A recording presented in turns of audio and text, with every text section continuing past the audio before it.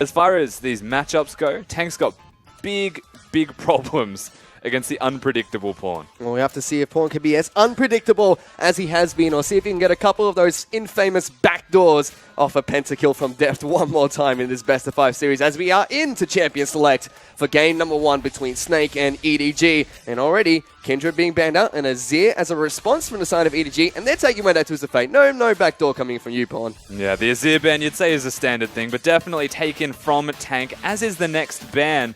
A lot of the start of this drafting phase has been focusing on the middle lane, and no surprises, to be perfectly honest with you. While Snake have got differences in where their carries lie, and usually you would say it's Flandre. Can't really ban top lane out at the moment. You may as well target the limited pool that Tank provides. Tank and EasyHoon are two of the mid laners that come to mind when you see a lot of Lissandra in the mid lane. Has been picked up once or twice by a lot of the other mid laners in the LPL, but those are the two relatively famous for it, as Lulu and Poppy are going to round out the bans in game number 1. Yeah, Lulu must be taken off, and again, we're addressing a lot of mid lane focus, but the niche Poppy pick that Flandre does have, I guess the question is always going to be arisen now of, do they look towards the Echo now that Poppy is gone? It's one of the few champions that have an answer, but that's just something that should not have been left up. Yep, ZZR, like we mentioned earlier, very outspoken about how Kindred and Nidalee are his S-tier jungler picks, and immediately Snake are going to lock in Nidalee for their pickup for ZZR. So very farm-heavy jungler, one that can clear camps incredibly quickly, and EDG will respond with Alistar and Echo. Yeah, that's the thing, right? It's a farm-heavy jungler in Italy, but the clear speed is so quick that it doesn't feel like it's a farm-heavy jungler, because she can afford to spend time ganking, even if it's not doing a full clear and just kind of cheekily going towards the lane before finishing the clear off. EDG's response, however, the champion that we did originally question, the Echo's there for Koro. Yep, Echo going to be picked up. We could possibly see that, you know, in the mid lane. We saw that a little bit during VG series, during Tank series, I believe, for Snake. Well, we have to see where they decide to throw this one. Alistar was picked up as well. That was 100% picked and banned very early into the LPL throughout the mid-season too, but it's still a very strong support choice, as Ryze and Sivir are going to be the picks coming in for Snake next to round up their second pick rotation. Yeah, honestly, I'm still a big advocate of Ryze being busted at the moment. I just think that the champion is just overwhelmingly powerful. They took a lot of the power away from his root combo, where he constantly keeps you trapped down, but now he's just got damage everywhere, so even more of a threat to an extent. The thing is, looking at what Snake have got so far, Flandre needs to play something with crowd control, or Tank does, depending on where that Ryze goes. And it feels like Ryze, now that he can pick up the Guardian Angel now, he feels a lot like the old Ryze that was just very tanky and hard to kill in the late game. But on the other side of the table, EDG have picked up Maokai and Graves as their next pick rotations. So they're probably going to put Clear Love on his Graves in the jungle, and Maokai should be going up into the top lane. Yeah, which of course means Pawn's going for that Echo once again. And I guess the first question we need to raise is, Wayless and Rookie have both played this. One played at AP, the other played at Tank in that middle lane. The thing is, EDG having a Maokai in the top lane means that if Echo was to go any type of tankiness and not damage, they would be missing a lot of damage, because they actually need him to build it. Well, we'll have to see if Clear Love can make up for that a little bit with Graves in the jungle, as Snake are still looking to try and pick up their last few picks. With the Sivir picked up the Nidalee and the Ryze, it should be either a top lane or mid laner, depending on where they flex this Ryze, which should be in the mid lane, and a support coming in for Crystal's AD carry. We have to see what that one should be, and it's probably going to be this Gragas pickup with the Braum, so flexing Gragas up into the top lane. Yeah, once again, the Flandre special, you would have to imagine, is about to be locked in. I don't think you'll go towards anything like a Nidalee. This is not Season 2. So they go for the top Gragas once again. Consistent damage, lots of sustain, similar to Maokai in that respect, but you have a lot of disengage. Somewhere in North America, Hotshot GG is crying that Nidalee is now a jungler and no longer farming 24/7 up in the top lane. Still waiting on EDG to pick up their final pick. It should be an 80 carry for Deft, so they're deciding to give that to him as their final pickup, locking Echo very early in their lineup to make sure that Snake cannot pick it up in the top lane for Flandre.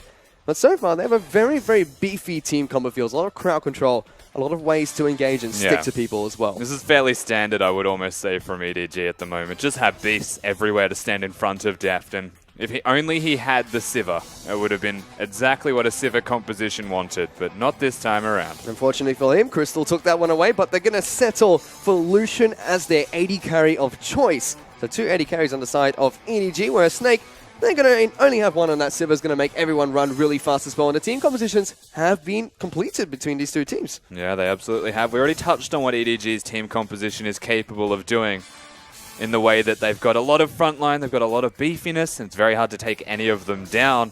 Graves, especially in Clearlove's hands, able to compensate for the missing damage that these tanks have got. And essentially, bruises across the board. They should be fine, but late game is where that question has to be brought up. They're against the Rise and a Sivir. Let's just run through those team calls one last time. Gragas up in the top lane against a Maokai. Nidalee against the Graves in the jungle. Rise taking on Echo in the mid lane. In the bottom lane, it's going to be Sivir and Braum taking on Lucian and Alisson. Something to note as well, double TPs from both these teams. Something that's been coming back into popularity. Yeah, Echo in particular, even using the ultimate just to get back to lane and then be able to roam around with that teleport. Lots of utility for a champion that seems to be resigning himself to losing lane every single time. But it's a Rise this time around, not the Azir that is the common matchup. So there's a chance that Pawn does well. Like you said, there's a lot of damage coming out from this Rise in the mid lane. As the coaches, they're going to shake hands and take a bow as we head into game number 1 between EDG and Snake.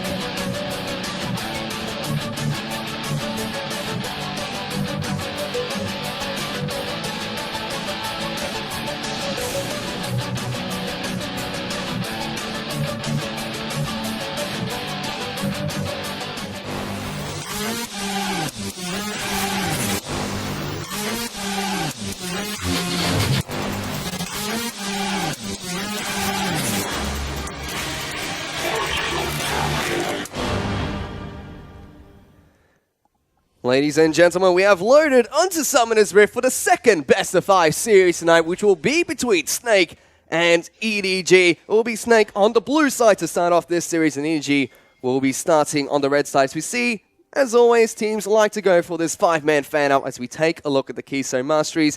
The only one that is very noticeable is Thunderlords coming in for Mako on his Alistar and Storm Raiders search for this Rise. It's a very weird thing to see a Thunderlords on an Alistar, but for what it's worth, in that minute period of time where AP Alistar was a thing, you can hit your headbutt pulverize combo and then give him a slap with the backhand of an Alistar and you proc the Thunderlords quite effectively. Well, I played a Porokin game with you earlier today, Rusty. I'm still having nightmares from that Thunderlords Alistar that killed me about 20 times in that matchup. So we'll have to see if Mako can do the same thing to Snake's bottom lane here. As we are actually going to see their AD carry and support move up towards the top lane. No deep wards are placed down, so Snake don't really know this just yet. And looks like they're going to be sending their AD carry and support down to bottom lane. So a lane swap initiated by EDG against Snake. I never thought I'd be saying that. Yeah, so that's the thing. The bottom lane matchup of the Lucian and the Alistar makes a lot of sense that they would lane swap and hide what is a weaker lane in comparison to a Sivir and Braum. Not that a Lucian Alistar is a weak lane, but it is still a Sivir and a Braum, which basically says it all. So yeah, the thing is, they're lane swapping against what is the LPL lane swap team by definition at the moment. Dangerous thing to do. You run a lot of risks doing this because Snake find a lot of advantages through it. And this is something there we go. Got it. This is something you talked about to me earlier as well. Even though Snake have still been playing standard lanes, not swapping it up as much as they did earlier, they still have a very good statistic for when they're ahead at 10 minutes with gold. Yeah, about a week ago, the statistic was 80% win rate if they're ahead at 10 minutes in the game. And that is for various reasons. When they're standard laning, they accelerate the game really well. They place a lot of pinks in deep positions, but if they lane swap and they're ahead at 10 minutes, they're able to hide themselves on the map effectively to get Flandre into a position of power where he can split push effectively, and then they team fight after. Well, let's see if they can still continue to do that with a lane swap initiated coming in from EDG. They all know where each other are on the map right now. And so we're going to take a look at Tank and Pawn to start things off. Already trading aggressively back and forth. Echo not afraid to just phase dive into the face of Rise very early on into this game. And ZZR has already completed 2 buffs, and Clearlove is still waiting to start his red. That literally really fast in the jungle. Yeah, 2 minutes 50, the jungle is completely empty. Of course, the Gromp's back, but Double Golem's also taken by the bottom lane. Makes sense here that he can clear this quickly, and it gives him time to work around the map more effectively. A buff advantage could make the clear quicker when it comes to these turrets, and this is the first mind game. Let it commence. Yep, it was both bottom laners from both teams that took the Krugs at level 1-2. So a little bit of jungle taken away, but now they have all collapsed onto the bottom lane and top lane outer turret. Snake already got theirs down in Kirby O. They're going to wait and let a few of these minions die to the turret. EDG, let's see what they decide to do as well. It seems like they're going with the same strategy, just to let a lot of the minions die first. And look at this, EZR and Ella making their way towards the mid lane. Yeah, looking threatening here. Look at this. Tank's got him down. Yep, he has been snared up by the Rise. Italy is going to go aggressively forward. Clearlove is there to try and save his ally Tank, though. He's getting cut off, but they decide to back off there. Just push him out of the lane for a little bit. Yeah, the spear didn't connect, and actually well pathed by the mid laner of EDG, Pawn in particular there, avoiding the gank route. As cute as it was from ZZR, as he pounced towards the mid laner, he smote a minion so that he would get the reset on that pounce and close distance quicker, but it's cute, but cute doesn't get you the kill this time around. Snake, proactive, but Clearlove also getting the upper hand in that respect because he managed to spend a lot of that time farming and caught up a bit. He's 15-19 in CS against ZZR here. Still very early into the game, so we'll have to check back with that one later to see how well ZZR eventually ends up farming on this Italy and if Clearlove can catch up with his Graves. But we did see both the outer turrets fall in the top and bottom lane during that gank in the mid lane, so didn't look like Snake lost too much by sending their members to the mid lane there. And they're just going to even up the map. EDG does have about 400 gold in their favor for now, though, so a slight lead for themselves at the moment, but nothing too drastic. Yeah, and only slight is the difference right now. It's not going to amount to anything just yet. What Snake have done, however, is reset their lanes as we're watching the two tanks hit each other. Flandre trying to freeze the wave, meaning that Snake want the standard 2v2 once again. Makes a lot of sense. EDG were to put the lane swap into effect, and you would wager Snake didn't want it for once in their life. They've been doing that quite frequently in the last few matches in the LPL, but they are going to have standard lanes for now after the initial lane swap coming in from LGD. ZZR just waiting patiently in this bottom side of the map. Will get spotted out by the ward, but the Raptor Sense is able to pick that one up and clear it away in the bottom lane. Pops down one of his own as well to keep his bottom lane safe. As Deft and Mako, they don't have a turret to retreat to in this bottom lane. Crystal and Ella keeping the minions on their side of the map for now, not opting to push out as fast as possible. Normally in the bottom lane you will see Sivers push these creep waves, make it a PvE for the other team at the same time. Yeah, but if they were to do that and with no turret to rebound the wave, no one actually put them into the unfavorable position. So not forcing PvE onto EDG, but also keeping Clearlove's attention, assumedly you would say on the bottom side of the map by having them out of position. And also EDG's bottom lane having no wards. This is where Snake actually have an opportunity topside. ZZR was able to get around Cora here. Twisted advance onto Nidali to try and get away from this one, but he's 2-on-1. He's actually trying to fight Flandre. Gets a lot of damage down onto this Gragas. Clearlove is close by, was spotted out by a ward from Snake. He can't hit the ward. Grump is in the way. Does get speared up by ZZR. Actually fancies a piece of him. Going to pounce aggressively forward. Smoke screen will immediately come in for this Graves just to keep himself safe here. But top laners and junglers just batting out a little bit inside of Snake's jungle. Yeah, Tank also having the teleport, you would think presented enough of an issue for EDG that they wouldn't pursue anything further. So, of course, they do back away as efficiently as possible. But there is a flank for Flandre here. Look at this. Cora went back to base to heal here. Both flashes being used by the top laners. Clearlove is going to follow suit. They should be able to take down this Gragas with the smoke screen. ZZR actually bouncing aggressively forward, but decides he wants none of that. And EDG find an upper hand in the top lane. Yeah, they absolutely do. The teleport from Coro was very clever, catching Flandre out of position. And this is the lane swap once again. Deep lanes for each respective team. EDG in no threat of going down. Whereas Snake's top laner Flandre, after just having a scuffle, definitely susceptible to those ganks. They make it work, and they get themselves an early first blood. And that first blood went over to Clearlove as well. One of the people you would really want first blood to go on over to as well. He would hype him up, get him a little bit pumped on this Graves. And hopefully we could see the dark side of Clearlove that we see quite often in the LPL. You just want to see the dark side. Of course. You always want to see the dark side. Apparently they have cookies. But, okay. Both win. It's just that one is more entertaining to watch because the games end quicker, for better or worse.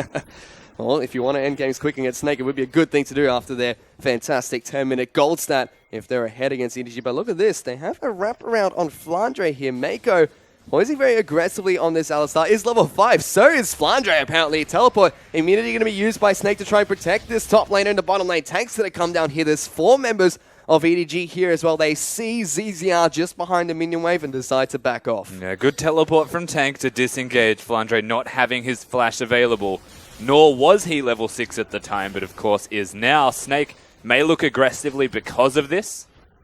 Nope. Yep. See you, red. Klilov just going to be able to take away the red with the help of his gang buddies in that red buff. Smites it away and denies that one away from ZZR. He's actually keeping up very well in terms of farm against ZZR here, 33 to 34. This is normally where we start to see Nidalee creep ahead against other junglers. Well, it's a stylistic thing, right? If ZZR decides that he doesn't need to gank and that he wants to farm, absolutely, you would imagine he would creep ahead. But a Graves does the exact same thing. He chooses between his ganking or his farming. It's not like a Graves clears slowly by any means. ZZR is going to head up into the top lane, spots out another ward with the Raptor scent, but is not going to head into that brush anytime soon to take down his pink waters. Deft actually going to pop the culling really aggressively. It might be enough. It's just a little bit too little to take down ZZR, but he gets him out of his jungle, tells ZZR, this is not your home. He just destroys him, basically. That was 2 ticks probably of the culling away from the kill. Nearly every single bullet connected. I think they all might have there. Deft putting his foot down, honestly, for EDG and saying, this is the line. You cross this line, there will be trouble. Seems like what EDG have been wanting to do this entire game. They forced the lane swap very early, and they've gotten themselves a slight lead from this. They picked up first blood early, and that's all the gold that they have for now. They were approaching about 1,000 gold ahead of Snake, when it's fallen back a little bit, or Snake have caught him up. ZZR, he didn't get the message from Deft, apparently, looking to try and take this red buff away from Clearlove. It's going to get it down incredibly low, and at the same time, Teleport's going to be used by Fandre up in the top lane. They're looking for a dive here onto Deft and Mako. Mako is not level 6, so can't pop his ultimate to be really tanky. But a response teleport actually will come out from Echo to stop Snake from their aggression. That was a very, very weird thing to just see unfold. Deft, of course, used his heal. Pawn was the one to use his teleport. And you don't want to dive an Echo. You don't want to dive an Alistar, respective of the level. And Deft had his flash. So if they were to execute on that, probably would not have gone in their favor here, Snake. Or if it did, it would have been at a cost. And that cost was already a lot because of the teleports burnt. So take what you can, I suppose, for Snake this time around. And it feels like that's where we see these double teleports coming into play in this game. Both times, one of the teams tried to be aggressive with a teleport. Response comes in from the opposite team's mid laner to keep them safe. And both Snake and EDG are respecting that, backing off as soon as they see the mid laners teleport in. Yeah, it's a numbers game at the moment that both teams are trying to play. The thing to me is that Tank's doing well in the middle lane, at least in terms of farm. And whilst Crystal and Ella are holding their own at the moment, you can see how confident Deft was. I would be trying to gank him too if I was Snake. I think ZZR wants to get back into that top lane. Take him down, show Deft what you do when you try to poke him out of the jungle. But let's take a look at this mid lane really quickly, because Tank going up against Pawn. It's going to be Rise against the Echo, and we talked about this. Which way is Pawn going to go? It seems like he's going for the tanky route of Echo. Has the Mercbricks picked up and the Kingdom Gem as well. Yeah, and we've briefly touched on the fact that with the Graves, they've got a lot of damage, so it kind of compensates for it. But they don't have a damage-dealing top laner, so really the question's always going to be there for EDG of scaling. Tanks are mid-game champions unless they get ahead, in which case they can continue to scale through. Or you're looking at Clearlove and Deft, the physical damage dealers of the team, being everything for them. And they still have a little bit of magic damage coming in from those tanks. We'll have to see how EDG use their carries in this situation. Take a look at all the items really quickly, as he touched on the tanky build coming from Echo. Rise, very close to completing his Rod of Ages, and a very nice timing for him as well. Just going to have to pick up about 800 more gold to pick that one up. Has the tier ticking as well. In the jungle, Runic Echoes has already been picked up by Nidalee, and surprise, surprise, Clearlove, he has his Warrior Enchantment and the Swifty Boots as well, so a little bit ahead of ZZR right now, even though ZZR has his S-tier jungler of choice. Yeah, both teams opting into a lot of freezing and slowing down the pace of this game until they hit item spikes, or they control objectives and find points of power. These are some interesting trades happening at the moment. And EDG are controlling objectives quite nicely in terms of buffs, but it is ZZR that is able to jump in over to the Dragon Pit and picks that one up alone for his team. So first Dragon goes on over to Snake. EDG, they still have a slight gold lead for themselves with that one kill, about 1,000 gold ahead of Snake at the moment. Yeah, creeping back and forth between gold values is, again, the teams are freezing, so one team gets a slight advantage, the other team then freezes that wave, pulls it back to close, and honestly it is just going to hang around, this difference in gold, until something happens and someone makes a move. And, I mean, the question is, which team do we look at to make that move? I still think it's EDG. I think the onus is on them to be proactive. Oh, that is one of the moves that you could possibly see there is a nice play coming up from both those players. The ultimate to try and stop him from doing that, but Mako still gets a headbutt back, blows the flash onto the Gragas. Yeah, that was very well done from Mako. Cute interaction, most importantly, between those two. Flandre's ultimate not enough to knock him away. And EDG continuing that proactivity we mentioned. Making an aggressive push towards this bot lane outer turret. Snake do have a rather large minion wave up in the top lane, pushing towards that turret, but they actually have the Rift Herald here onto Clearlove. He was able to trade that when Ziziar took down the dragon. Ended. The minions aren't feeling purple anymore, which is weird. So yeah, definitely still not there anymore. Unlucky Harold disappears. EDG as well. So this is the thing, right? Like, they've decided that they're going to have Clearlove, Mako, Deft, bottom. There was no answer from Snake because Flandre had to recall. And what EDG did in response, as well as pushing bottom, was actually send pawn top. And so by him being there, the control that a Maokai and Echo have just completely diffuses anything Snake want to make in the way of a trade. They then blow that gold lead a little bit further that we have been alluding towards.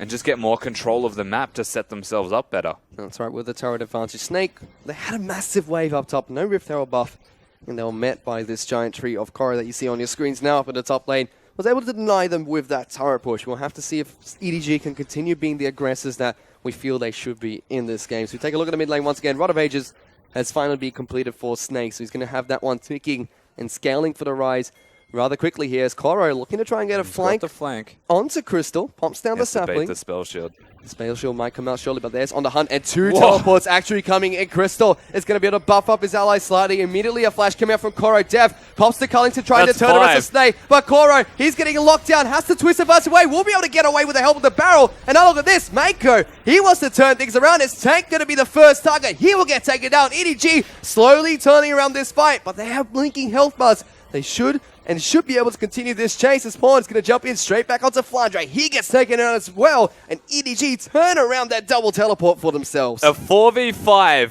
and EDG get 2 kills onto Snake, and you know why? Because you can't kill a Maokai as magic damage dealers when he has his magic resistance. Very simple concept, but very poor execution from Snake backfires. And this is the early game strength of EDG once again, reigning supreme. And that was actually Snake being the aggressors this time around, but EDG reacted to that one fantastically, able to capitalize on that teleport play coming in from Snake. And Zizian now, he's going to try and find farm wherever he can. He is actually slightly behind Clearlove in farm in this jungle, relatively even now after taking the Raptor camp away. So Clearlove's still doing a very good job of keeping up this Nidalee. Well, Clearlove wasn't even there in the last fight as well, right? That's why it was a 4v5. Graves was, I think he was shopping, honestly, for his Hex Drinker. And this, to me, is the third magic resistance item picked up by the EDG lineup. They've set themselves the precedent of what they wish to do. And you have to keep in mind, it's a Gragas top lane, Nidalee jungle, Rise mid. And even Braum's primarily magic damage. It's crystal or nothing right now for Snake. They're going to be looking at his boomerangs. Boomerangs to try and get into the back line and crit people a couple of times. He's a good player. Should be able to tell it when to crit and when not to. Well, look, he's a good player, but he's against a Maokai Echo and an Alistar. So EDG tells you when to die as well as him telling it when to crit. That magic resistance is going to come out strong for this lineup that has so many magic dealers. Even Braum dealing mostly magic damage here. It's EDG prioritizing the Rift Herald once again. Clearlove was able to use it nicely to take down the bottom lane outer turret previously. As this time it goes on over to the death. We'll have to see how EDG used this one now. 17 minutes into the game, EDG have found about a 3,000 gold lead for themselves with only one really big fight taking place in the top lane. So they're slowly taking resources and controlling objectives away from Snake here. Yeah, EDG back at it again with the pressure. Naturally, we'll see this start to ramp up further and further. But step 1, place that vision. Step 2, make picks through that vision and then look for the objectives. Step 1's complete. And then look for another pick here. Bristol pops on the hunt, able to run away, only takes a little bit of damage in return. EDG looking like they want to make a play up in the top lane. They're going to take away the blue buff for the shovel. No, they're not. Well, they will, but eventually. Stop hitting it. Like, Graves auto attacks, knocking it back, delaying the reset of the blue buff. That's just cruel. But they've been able to do a good job of controlling these buffs so far. I believe that's the third buff that EDG have stolen away from Snake this game. Most of the time they take it by force with multiple members venturing into Ziziar's jungle here. Yeah, and the problem is the lane assignment of Snake right now. They've got Rise in the middle lane. He has a teleport. may not be available, but he should be in side lanes. He They're actually diving. Yep, he's in a little bit of trouble here. He's going to Wow. get knocked back by Maker here. Thunderlord's going to deal a little bit of extra damage from an Alistar, but Clearlove just pops the collateral damage and takes him down. They're going to get a turret for this as well. Just Alistar things, I think, is safe to say for EDG. That's the turret and the dive. And the pressure hasn't stopped there. They're going to continue with this push on towards Crystal here. Pawn going to try and jump in towards the backline here. Parallel Convergence not going to lock anyone down as Ella forced to flash away. Lots of flashes coming out from EDG as Def gets on towards the backline. He's able to take down Crystal. Flandre Oh my God, in Def's the alive. middle of 5 people. And he's going to get taken now. Double kill for Def with a sliver of health. Somehow Deft manages to live. EDG have come into this quarterfinal and they have not relented at all. Snake, honestly, just look outclassed in game number 1. And that's a big deal because this started with a lane swap. Yep, and that's where Snake are meant to be strong. And it's about 20 minutes into the game. They don't have that gold lead. I assume that at 10 minutes it was the same story as well. It's looking disastrous for Snake so far as they're about 5,000 gold behind EDG and they're not taking their foot off the pedal anytime soon. They're just looking for every single objective possible to control. Lots of pings actually going on over to Dragon. Boy. They want this one too. Guess what we have got right now? Have a look at the Echo's inventory. Oh no. Pawn, what Now, are you doing? Most Echoes will go for the Dark Seal with the Corrupting Potion. Makes a lot of sense, right? Increased healing, blah, blah, blah. Pawn really loves Mejai's. And you know what? He doesn't need a reason. I like it personally because he's a tank Echo, and you got to get ability power somewhere. This is the most efficient ability power, I think, if you get about 10 stacks on it and continue to ramp it up from there. And being 6-0 in the scoreline wouldn't surprise me if he gets towards that 10 stack mark. Feels like he wants to just farm as many champions as possible in this game. They do have the gold lead to do just that. They're looking to try and pressure more objectives. But Pawn, he's up in the top lane, thinking that he's Koro for now with the Echo. He's sure He's the one with teleport. he fits the cosplay potential with his champion pool right now. But yes, he does have the teleport available to join EDG if they wish to. On the other side of the map, Flandre and Tank still have their teleports available as well. So could possibly match that with 2 teleports. But they have to find an EDG at a gold deficit. That's not an easy task to do for any team. Well, like, the thing is, right, and whilst they've still got their 2 teleports available, sure, they could run the 1-3-1 if they would really like. Ryze one lane, Gragas in the other. Their lane assignments could be there, especially with a Braum and a Sivir to wave clear. The thing is, you want to split push against that Echo, 103, or the massive Maokai, I invite you to do so, because whatever assignment EDG choose, one of those lanes will probably kill the other.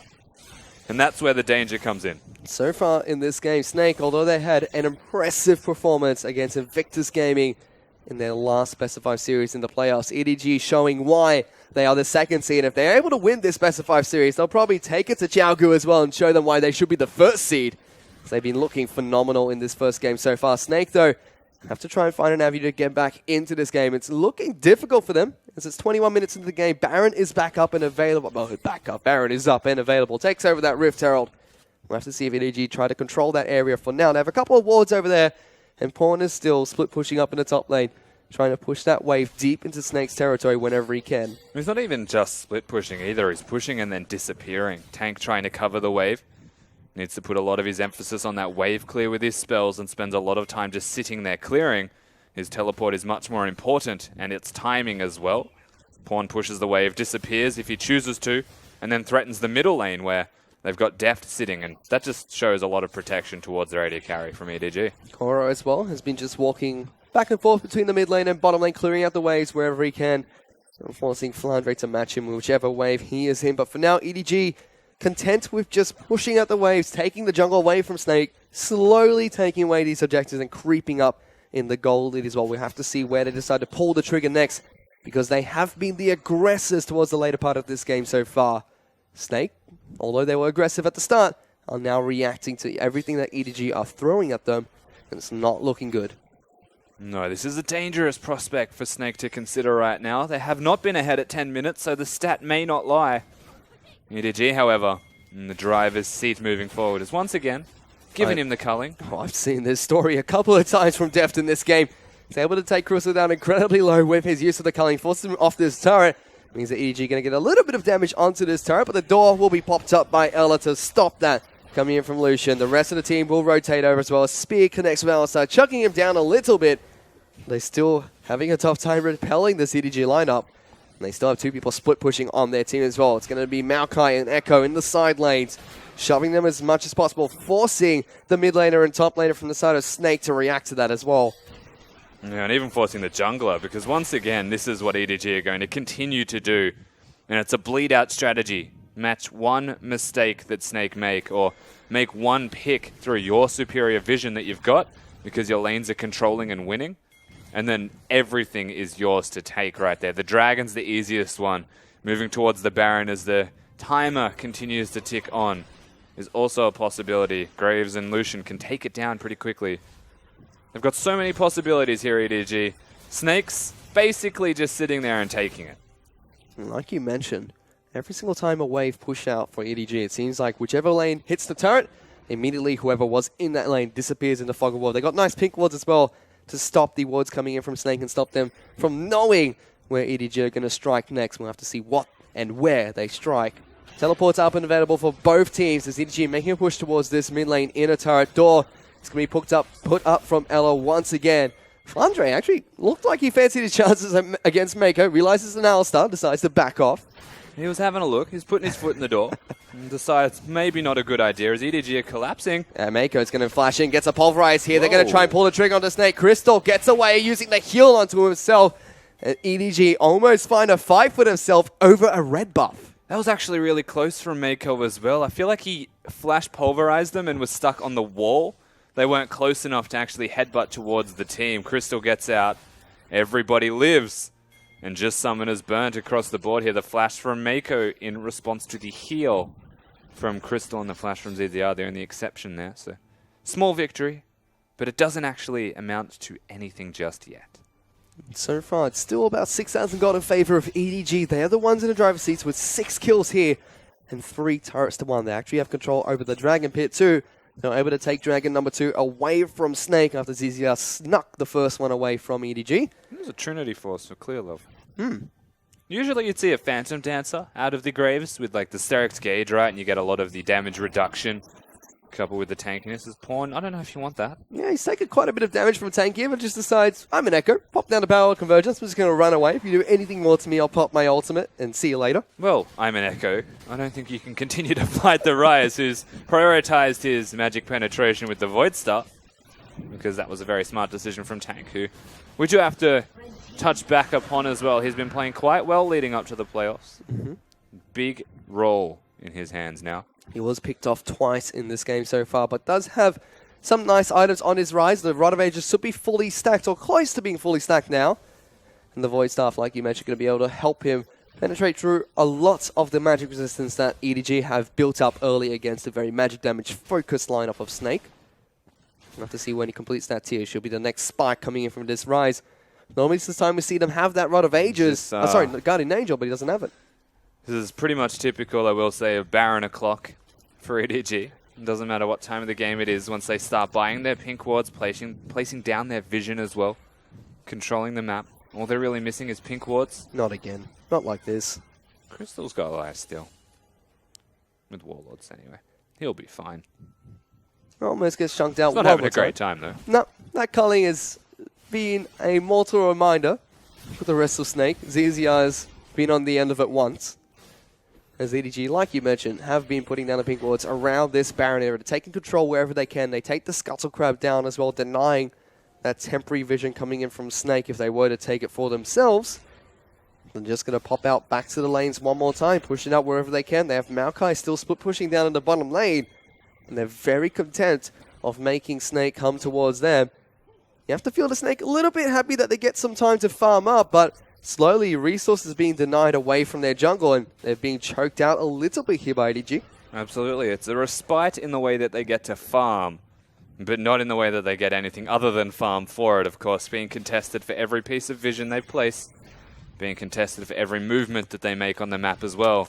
You want a red buff, we're going to engage on you. As an example, Baron also now the emphasis of EDG is there's no dragons to take. Every step you make, every move you make, EDG's watching you, Snake. So be a little bit careful here. That was too much rhyming in a single sentence. As they are going to continue with clearing out the vision over this pit. Seems like their point of focus for now. They're just continuing this pattern, Rusty. It's been the last 15 minutes of this game. EDG walk out to lanes, clear out the lanes. Thought about how stalkerish that song sounds as well. It is very stalkerish. Yeah. I believe Spawn is the one that pointed this out to me. Have you ever thought about whispering the song and just thought about what it sounded like? Like every move you make is pretty weird. It's a bit weird. No, Moving on. No, I don't want to think about this anymore. Oh no. EDG have actually started up this Baron buff. Yep, they're trying to pull the trigger against Snake now. They have the ward inside the Baron pit, so Snake fully aware that this is taking place for now. Recall's actually going to come out from Maokai, I believe. He has his teleport available, so we could possibly see a flank coming in. A Snake trying to make a push towards the turret. Teleport's going to be used towards Dragon's side. Does have the home guards. Look like he's going to try and wrap around here. The Koro doesn't find any targets to twist it. Advance to... And once again, the patient game has been reset. EDG going to move back in towards the lanes, farming out, disappear in the fog of war. Feels like this has been the story of the game so far. Yeah, I think primarily looking towards an Aegis as well from EDG before they consider team fighting outright. Perhaps the Trinity Force from Clearlove. Very curious to see where he goes with this after the Trinity Force. But big item spike still yet to be completed from EDG. Even the Guardian Angel from the looks of it, unless it's a ZZ Rot from... We'll find out soon. Feels like they tried to pull the trigger there with Maokai as he went back to base, picked up the Righteous Glory. That's an item we've seen on Maokai before. Was, ducked out of popularity for quite some time, but it's still a decent item to be picked up on the tree. As EDG still making sure they have control over all the buffs on Snake's side. They want it for themselves, and they're slowly taking them away. It's not been working out too well for them. They're actually slowly losing this gold lead. Snake have clawed it back a little bit. And we've taken this turret up in the top lane. They're now just about 4,000 gold behind EDG, so slowly getting back in range of being able to fight them on an even footing. A lot of money on Rise. Such is life in a Snake game, however. EDG, they've got themselves that lead, very abundantly clear now. But trying to do anything further against a disengaged composition that Agragas provides, 2 teleports as well for quick and easy rotations around the map. It's a difficult thing. I mean, look at the damage they're now doing to each other. Yep. Trick question, they're not. Aegis of the Legion has been picked up by Ella as well. That's going to reduce the already little amount of damage that EDG can provide in a team fight. I believe that Pawn hasn't been stacking up this Magi's very well during the slow game that we've seen so far. The only thing stacking at the moment for these teams is the clock. There's the Rod of Ages as well coming from ZZR. That should be stacked up nicely. I'm so confused, Clearlove. Crystal is going to take the brunt of the culling once again. Is able to run away. What is confusing me? So he's going to go for a rapid fire cannon or ecstatic shiv and then Black Cleaver. I just thought it was the Trinity Force because he had those 2 items completed. The component Clearlove. For some reason, either way, I like this build a little bit better than a Trinity Force. He wants to face, wants to run fast after he auto attacks you in the face with his shotgun pellets. Phantom Dancer does that when you're moving towards people as well. That's quite happy. Clear love. Maybe you should not build those items anymore. No, it's okay. If we take a look at the rest of the items on the side of Snake as well, Flandre still an item behind Koro for now. Does have the components for his next major tanky item. On the side of ZZI, he's looking to try and pick up his Zhonya's. That could be a nice spike for himself, able to keep himself alive during team fights. Locket of the Iron Solari finally completed for Ella to mitigate some of that burst damage. Yeah, so actually just big items completed across the board here. I think the next team fight is going to be quite important. Snake aren't opting into defending or contesting any dragons, however, as it is primarily that Baron that they can afford to place vision on. If you're looking to place vision as Snake when you are behind by 5k, but most importantly momentum, it's a risk. You actually can't afford to go out of your own safety zone, which is usually where your defensive wards are going to be placed, to go creep out any further. But you can afford to do it if you've got numbers around the Baron area to contest people for this vision. As EDG, once again, big item spikes means that, in particular, Pawn, I will say, they want a team fight soon. Or just sneak a Baron. That's what they're going to try and do here. They were able to get the ward that was in the pit away with the pick were put over. It is a 2-man Baron coming out. 2-man. They have Lucian shoving the mid lane. They've got Maokai up in the top lane. This might be a sneaky Baron for them. They're going to try and collapse onto Deft here. This Baron's already down to half health. Pawn taking up as much as possible. Ella walking and strolling into the pit, finds them there, and immediately EDG back off. In fact, Pawn is actually a little bit low here. Snake looking like they wanted to try and engage onto EDG there. Force the flash away from Koro and actually take control of this pit for a short amount of time. Yeah, so they've got control on the map, but they don't have control of the team fights as Pawn's made his way back in. Got the teleport in, a nice double knockup coming in onto the tank here. He's been exhausted, but still very healthy on this rise. EDG looking to try and collapse inside of this choke point as Deft will pick up the first kill here. Tank tries to get onto the back lines of the Lucian, but Deft is still once again skirting around with a sliver of health, is able to use that heal to keep himself alive, and EDG pick up 2 kills for themselves. EDG get a lot of kills, but they have no health remaining. Going for this Baron is a risk against the teleport available for Flandre and the primary carry, and even Smite available for Snake. Risk reward. I don't know if it's in your favor here, EDG. They've got a lot of low health bars on the side of EDG as well. The 3 members up from the side of Snake. It's a difficult task for them to try and contest this without any vision as well. Spears are going to try and come in, but it's not going to be enough as Zizian now going to get jumped on by Tank. Oh, not by Tank, by Pawn here. But Baron finally goes down on towards EDG, and Snake still haven't found a kill in this game yet. Yeah, EDG winning the numbers game, and Snake showing that they are the exact same as they always have been when behind, and it's not worth taking the 60% risk opposed to the 80% near guarantee plays. Going for that Baron was not the ideal strategy, as once again, they've got such reliable engage here, EDG. Koro can just hit the Maokai Twisted Advance, and look at where he's positioned as well. All of this AoE that Arise is putting down actually does not exist. Like, the mitigation is unreal. Tank actually finds himself pretty deep. I'm going to say 2 deep. And Deft reactively healing just in time to keep himself alive, you would imagine, as well. Almost gets taken down by that ricochet coming out from Crystal. Yeah, and if he was dead, probably wasn't the Baron. So important that he stayed there. Yep, might have been the little bit of extra damage reduction that Koro's ultimate could have provided in that team fight. But still, EDG looking very strong in this game. They're about 7,000 gold ahead of Snake. Now they have the Baron. We could potentially see them look to push for another objective instead of fading in and out of Fog of War. Teleport is up and available for Koro and for both the top lane and mid lane on the side of Snake, but Pawns is down for now. He's still opting to split push up in the top lane for now, though. Yeah, why not, I guess. He's starting to get some stacks on him. He's definitely still going to be a threat in the split push and just adding an extra Baron buff to the team. The thing is, he's mid lane, so it's a quick rotation as well. These turrets are not going to be an issue for EDG to take, and the 2 teleporters are actually holding hands. Well, the bottom lane one has not been so far. Flandre, he's desperately trying to defend against 3 members from EDG. They've already been able to chunk down this bottom lane inhibitor turret for now. Is EDG able to take down the mid lane inner turret at the same time? 2 more turrets for the side of EDG with this Baron buff, and it looks like they're only going to look for more. Instead, falling back in towards the jungle, trying to deny resources away from Snake once again, making sure they have full control of the map, and they're keeping it that way. Yeah. I mean, the rise and fall of an EDG game, right? The amount of time and care that they spend around ensuring the Baron is theirs when they take it can come back to bite them if things go wrong, but they win that one team fight, and the gold just skyrockets in their favor. The pressure that they're getting now starting to be unbelievably high. And I will quickly touch back on this build as well that Clearlove had, because yes, the original thought of it being a Trinity Force, I didn't like it. I love the Black Cleaver, because they're in a team composition where they have 3 tanks and 2 physical damage dealing carries. It's the best bet to get Deft going, opposed to a Last Whisper, which is a greedy build for yourself. Actually very smart. On top of that, Deft does have his Last Whisper up and available, so the extra armor penetration coming in from Clearlove definitely going to help him out. Take a look at the major items on both the teams as well. Guardian Angel was picked up by Pawn earlier, as this top lane inner turret is going to fall down. Tank still has the components for his Guardian Angel, but it's not quite up yet. And with this pressure coming from EDG, it's going to take him some time to get that major item back up. Yeah, of course, remember, Guardian Angel did receive a minor change not too long ago. Gives you 30% of your health back on respawn, so makes too much sense now to get it on tanks. And tank. And Pawn. Both the mid laners opting to pick it up on their tanky magic deal champions, but you have to think that Tank... That's the trap, isn't it? Yeah. Yep.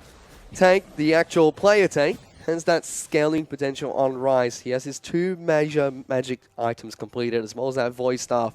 He's just going to look scarier and scarier as the game goes on, but here it is.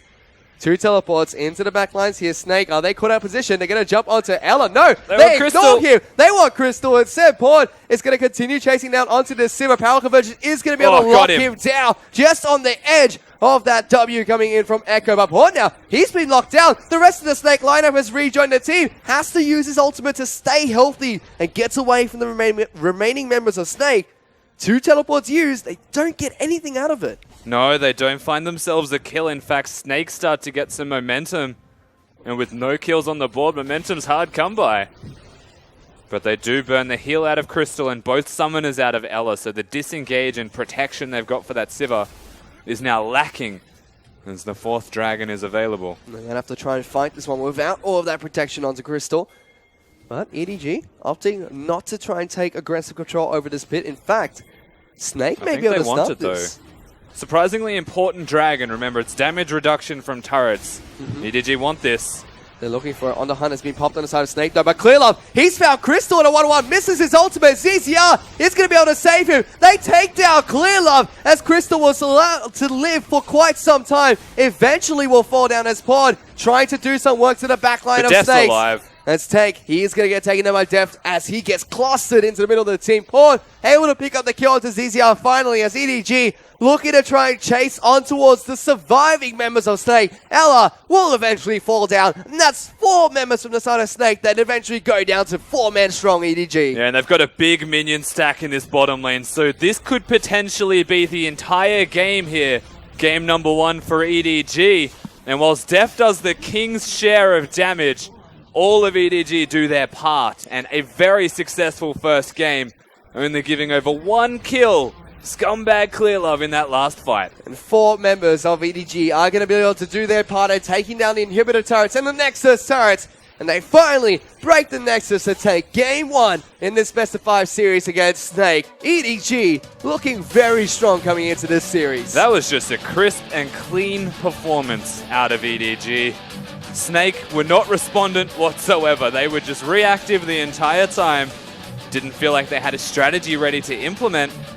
But this is just clinical EDG performance. Congratulations EDG, but they still have 2 more games to win in this best of 5 series to pick up the win and go into the semi-final matchup against Xiaogu. But what a game coming from the team. It started off very slow from these 2 teams. In fact, it was a back and forth. One person would teleport into a fight, a response teleport would come in. But it was just eventually EDG taking control and slowly pushing their advantage. Yeah, still a double teleport from both of these teams respectively, right? So it's very important that the map movements were done accurately, were done on point and timed well. Mostly to disengage though, that's the weird thing. So whilst the game started super slow, the one time it did explode, as we are about to see, was entirely for EDG. And the thing is, the reason this even worked out for them, that was a 4v5.